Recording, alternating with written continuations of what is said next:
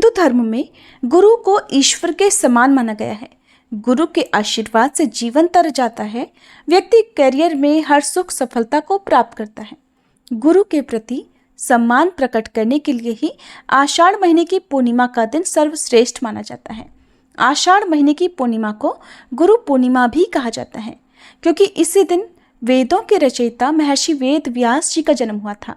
गुरु पूर्णिमा पर स्नान दान के अलावा लोग अपने अपने गुरुजनों का आशीर्वाद लेकर दान पुण्य करते हैं, जिससे जीवन सुखमय बना रहता है। चलिए आपको बताते हैं साल 2024 में गुरु पूर्णिमा कब है, व्रत कब रखा जाएगा, स्नान दान कब किया जाएगा और इस दिन क्या आपको करना चाहिए। सबसे पहले वेदों की शिक्षा महर्षि वेद व्यास जी ने ही दी थी, इसलिए हिंदू धर्म में उन्हें प्रथम गुरु का दर्जा दिया गया है। यही कारण है कि गुरु पूर्णिमा पर वेद व्यास जी की पूजा करने का महत्व है और सभी सनातनी को इस दिन वेद व्यास जी की पूजा करनी चाहिए। गुरु पूर्णिमा पर भगवान विष्णु, वेद व्यास जी, अपने गुरु की पूजा करना, भगवान शंकर और चंद्र देवता की पूजा करना अत्यंत शुभ फलदायी होता है। इस दिन चने की दाल, पीली मिठाई या पीले वस्त्रों का दान करना, केसर तिलक लगाना, भगवत गीता का पाठ करना, श्री लक्ष्मी नारायण मंदिर में नारियल अर्पित करना बहुत ही शुभ रहता है। गुरु पूर्णिमा का दिन इसलिए भी खास होता है क्योंकि इसके अगले दिन से ही सावन का महीना प्रारंभ हो जाता है और सावन का महीना देवों के देव महादेव को समर्पित होता है। गुरु पूर्णिमा के दिन सुबह जल्दी उठकर स्नान करना चाहिए। स्नान यदि पवित्र नदी में करें तो बहुत अच्छी बात है। अगर ऐसा करना संभव ना हो तो नहाने के पानी में थोड़ा सा गंगा जल डालकर स्नान कर सकते हैं। स्नान करते समय गंगा जी सहित सभी पवित्र नदियों का ध्यान करें। इसके बाद साफ सुथरे वस्त्र धारण करने, एक चौकी पर अपने भगवान, अपने आराध्य देवी देवताओं की मूर्ति या तस्वीर की स्थापना करें। वेद व्यास जी की यदि तस्वीर या मूर्ति है तो उनकी स्थापना करें। इसके अलावा आप अपने गुरु का भी, जो भी आपके जीवन में गुरु हैं, जिन्होंने भी आपको पढ़ाया लिखाया है या आपने किसी गुरु से भी आपने कोई दीक्षा ली हुई है, कोई गुरु मंत्र लिया हुआ है, तो उनका ध्यान या उनका पूजन भी आपको इस समय करना चाहिए। गुरु व्यास जी के साथ साथ शुक्रदेव और शंकराचार्य आदि गुरुओं का भी आह्वान करें।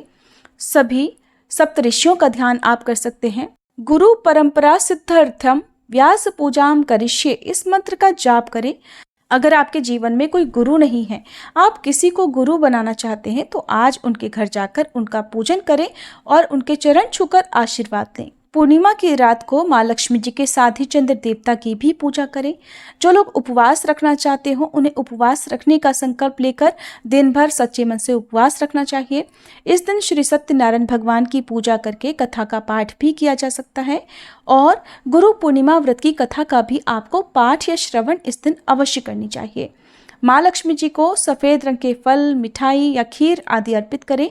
चंद्र देवता को रात के समय चंद्रोदय होने पर जल अर्पित करने के बाद खीर का या सफ़ेद मिठाई का भोग लगाकर उसके बाद ही अपना उपवास खोलना चाहिए, क्योंकि पूर्णिमा का जो व्रत होता है वो बिना चंद्र देवता की पूजा के अधूरा रहता है। इसलिए चंद्र देवता की पूजा करते समय, जल अर्पित करते समय ओम सह चंद्रमसे नमः इस मंत्र का जाप कम से कम 3 बार अवश्य करें।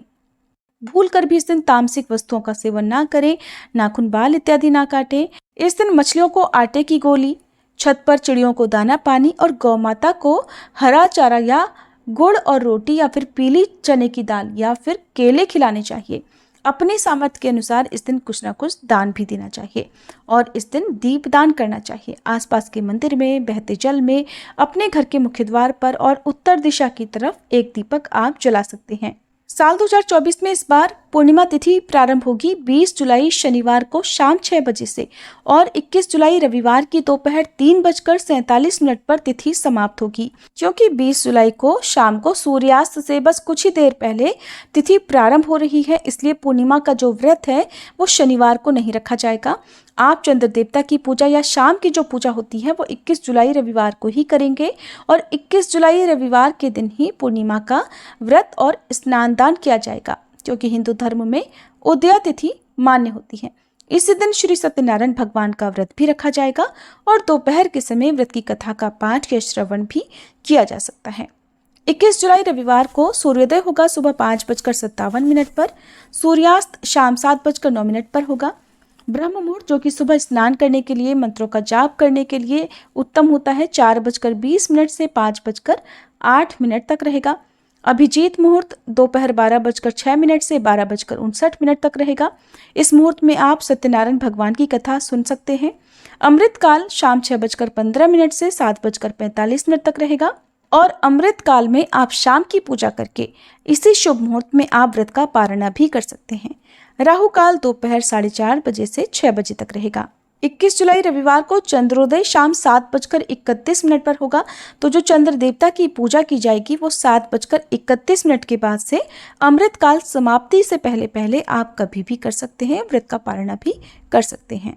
ये थी आज की वीडियो। उम्मीद है जानकारी आपको पसंद आई होगी। हमारे चैनल पर इस दिन गुरु पूर्णिमा व्रत कथा और सत्यनारायण भगवान की कथा भी सुनाई जाएगी। आपसे अनुरोध है आप कथाएं भी जरूर सुनिएगा।